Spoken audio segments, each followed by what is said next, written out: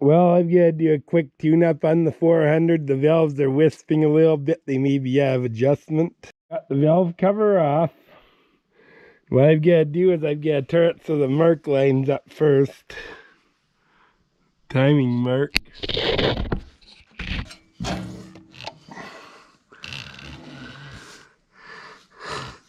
There's the mark right there. Which valves are loose, number 4 or what one? Number 4 is what's completely loose. So I believe we're at 4 top center. So I've got to take my feeler gauge and measure it. And the intake valve looks too loose to me. These are supposed to be set 17 thou hot. I do 20 cold and it's about right. Like 20 cold is plenty good enough. Exhaust valve is close.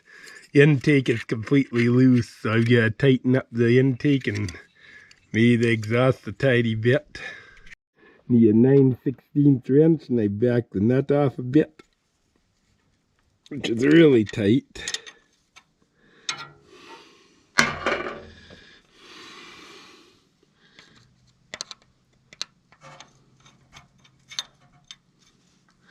I'll just screw it in.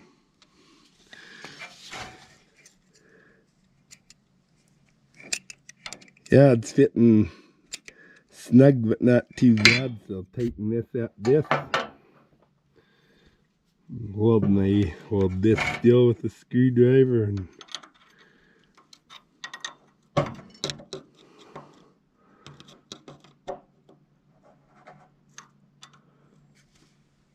there we go. Just double check that it's still adequately set. Yeah, it's tight, but it's a little bit tight, but it's not bad. This one's a shade loose. It should be tightened a little bit.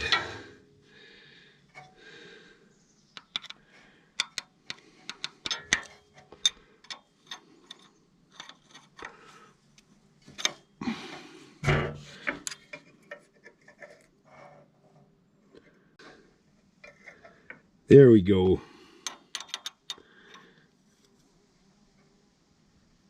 Okay. Number 4 is set, and all I've got to work with is the pin for the crank. So I'll turn this, it's just about straight across, so I'll turn it a half a turn, then turned it a half a turn, so now I get to check number 3. And the intake valve is tight, and so is the exhaust valve. Or actually, no, I gotta check 2, pardon me, I gotta check number 2 because it's 1, 3, 4, 2, so 2 goes after 4. And I got a stuck exhaust, the exhaust valve is held open. You know, exhaust valve is not even closing properly. But you see, there's not even any clearance here, no wonder the valves were hissing. And there's not enough clearance under the intake either, so I'll do number 2 next.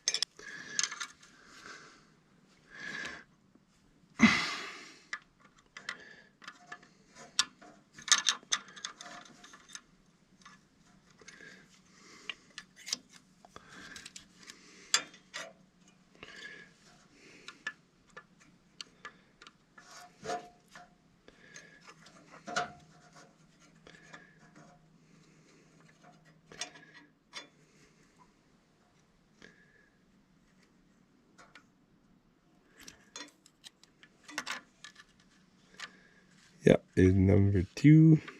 It's a tight fit, but I'll back it out just a bit. Yeah, there we go. It was way too tight before.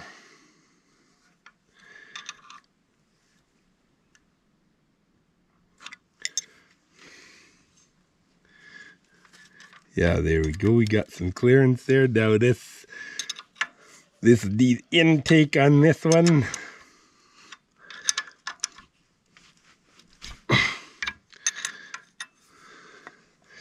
Let's back this off.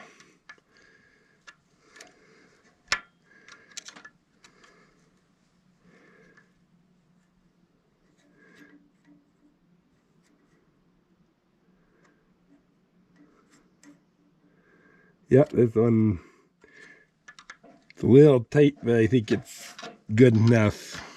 There again, on one we got a tight valve and we got a loose one. The tight valve is the reason we're getting such hissing. So yeah, I'll fix the tight valve first.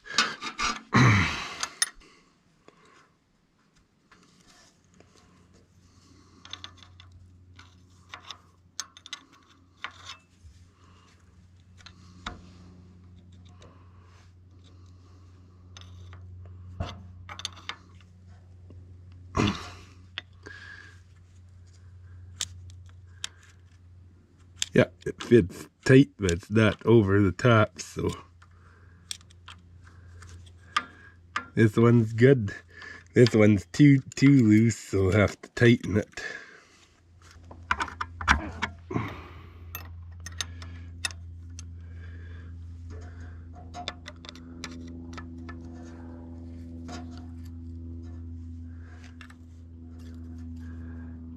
There we go, that fits about right there.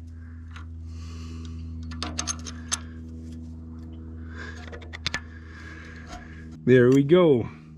Now I'll turn the last one, and number 3 is our last one we gotta do. Yeah, going 1 3 4 2 4 came up first, so I did 4 2 1 3, which is the same thing. You just go through. You're just going through it in a different order, but it's going in the same order. Just you start at a different point. That's all. Number 3 is the only one that was set within reason. It's a little tight. They're both numbers. This one's reasonable. The other one's still a bit tight, and with expansion, it's possible it would cause it to leak.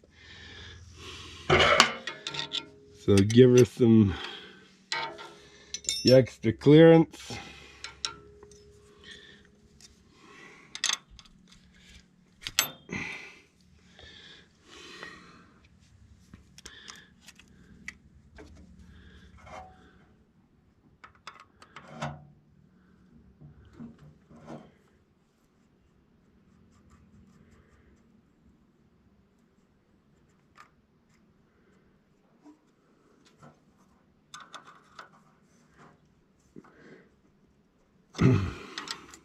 This one wasn't that bad. This one is this intake.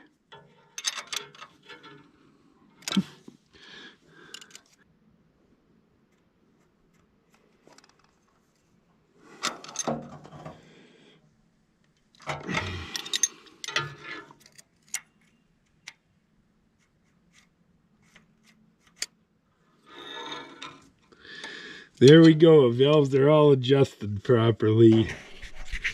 Now you see the back of my engine's a bit wet, and here's why. The valve cover gasket's leaking, so I've got to see if Dad's got one in. I'll see if I can change that. Now I'll grab some silicone, put a little bit in, because I gotta do something with it. Well, according to my phone, I don't know if you can read this, but it says rain is expected around 9:30. It's 9:14 right now. And I couldn't find the gasket quickly, so that makes the decision easy. I have to do a fix I don't like to do, but sometimes you got no choice. And this is one of those instances, and I don't want much of this shit in there. You don't want any of this getting in a gallery, an oil gallery. You don't like using this shit on an engine, period. But what do? Just put it in between the crack, just enough to fill the crack. Hear that? I hear a boomer coming. Better get this thing covered up before it rains.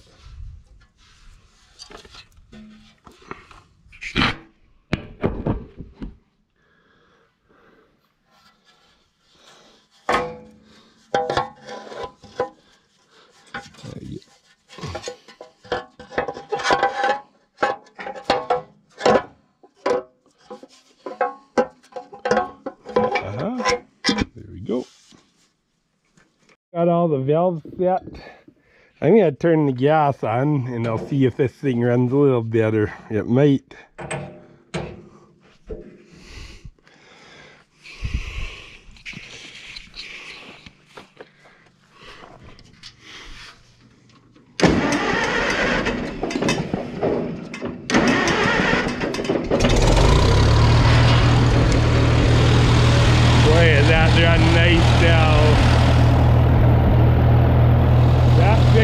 spot right there. That's how these things are supposed to run. So there you go.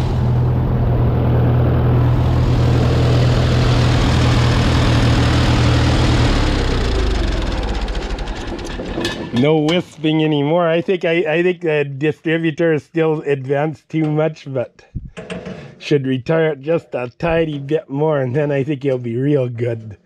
Yeah, and of course I'm gonna change the spark plugs. They do that, and then it'd be really good. Well, the original spark plugs that were, it's not the original, but it's the one that was on it, and you can see it's well worn. The insulator's broke. I'm gonna put a brand new. I'm gonna put new spark plugs in this tractor. Plug on, it's decent. I thought that back one was missing because of that insulator. I'm gonna use Autolite 386 plugs. They're pretty good.